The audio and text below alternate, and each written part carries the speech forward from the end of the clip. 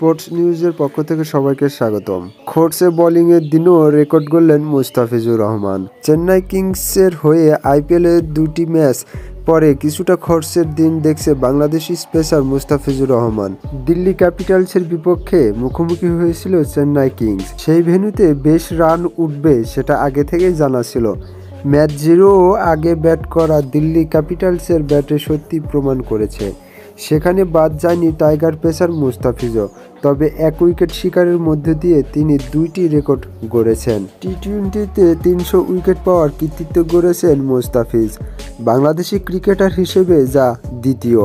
এর আগে সাকিব আল হাসান টি-20তে প্রথম 300 উইকেটের মাইলফলক পেরিয়েছেন।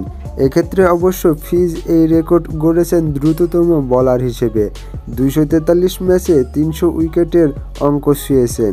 এর আগে সাকিব এই কৃতিত্ব গড়েছিলেন 261 ম্যাচে।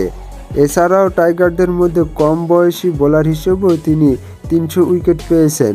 বাঁহাতি এই স্পেসারের বর্তমানে 28 বছর বয়স চলতেছে। এর আগে সাকিব যখন 300তম উইকেট পেয়েছেন তখন তার বয়স ছিল 31। সব মিলিয়ে 428টি টি-20 ম্যাচে সাবেক এই টাইগার অধিনায়ক 482 উইকেট পেয়েছেন।